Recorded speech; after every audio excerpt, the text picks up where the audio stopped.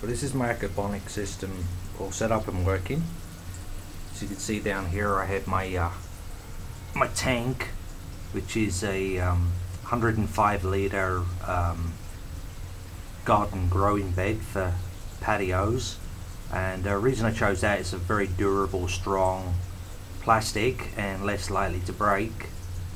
And then I just made a simple bench to support my two growing beds, which are 35 litre containers and approximately about 12 inches deep.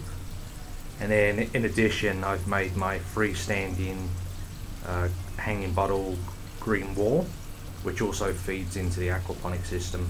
But right now I'm just going to concentrate on the two beds and the tank system and show you what I've used to set it up. And as you can see here, it's all flowing. I've took the Bell Siphon out of that one because I'm going to show you in a moment, but this one here, it's in place, and you can see the water rising up to there. The water goes up to about here, which is about 1 inch below the surface. As you can see, the water is rising up right now. We should get a flush cycle any second. It takes about 4 minutes for it to cycle, and I've got a couple of timers, but I haven't set them up yet. But I'm actually going to put it on a timer system, so it turns off at night time. So I'm probably going to run it for just during the main sunniest period, and then have it turn off once the sun has gone past my window here. But as you can see, it's pretty easy to set up a small system in a small area. It's approximately about 4 foot long and standing about 3 foot high, about 2 foot deep. And there goes the water cycle. You can just hear it breaking the top there.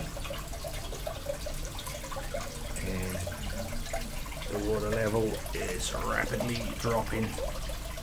And they go all the way down to about 1 inch from the bottom. And basically what's happening there is the water is going up to the little end pipe inside there, and as the water starts to overflow, it's sucking all the air out of that little Bell Siphon with it. And once it's completed sucking all the air out, then that causes the siphon that's pulling all the water back out the tank, and also draws oxygen straight through all the growing media, straight to the roots of the plants. But there you go, it's just about to break. You should hear a burp when it breaks.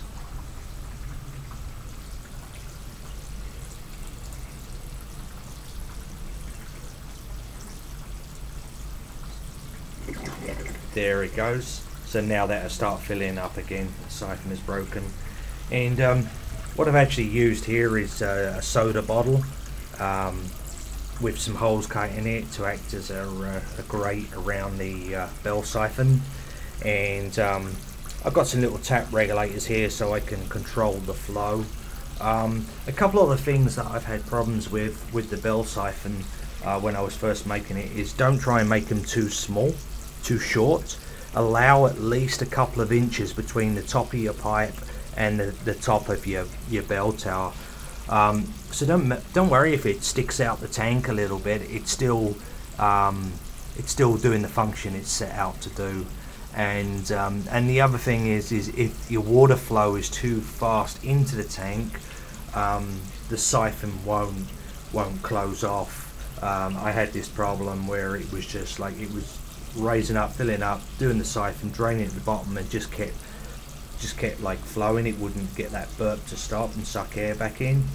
And I wasn't really sure, and I drilled a little hole at the bottom of the Bell Siphon to see if I could break it. But it's actually the regulating the water flow in. By decreasing my water flow with the tap, it cured the problem, and now it's siphoning every time. The other problem is when you have this too close to the pipe inside, it doesn't get enough time to suck the air in, and also that was causing it not to siphon. Another thing you can also do is insert a little bit of pipe to narrow the neck of the siphon inside there. But I'll just show you what that looks like. There's my little standpipe inside there. and so that will fill up that little. The top of this pipe is approximately about 1 inch lower than the growing medium, and then from the top of this pipe to the inside top of this is about 2 inches as well. And if you look at the siphon, you see I've cut a couple of little slots out there to allow the water in, and just a end cap on it. And you notice the little knob on the top there. The reason I did that is it makes it so much easier to lift out. I was having such a problem trying to lift it out all the time, so I stuck that little bit on there with a bit of silicone, and just makes some handy lever for it. Let's see if I can lean over in my tank here. You can see all my tank. The water's really clear. I don't know if you can see that too well, but basically I've got plenty of aeration in there, and this is my pipe out of there we go, pipe out of my green wall there, and the water's coming out underneath from the tank. Okay, well, I'll finish this bit here, and then I'll show you how I put all the plumbing together. But yeah, so you can see it's all functioning pretty well, in addition with our green wall and all my hanging bottles there. One of the things that I try to do is I try to include a water feed pump coming from the tank, but the little pump I have is great for doing this. It just about does that, but it's too high up for it to be able to pump to. It gets to within about 12 inches of where I need it to be, so looks like I'm going to have to buy a more expensive pump that can do that job properly. But okay, so we go on to the next step, and I'll show you the tools that I've used.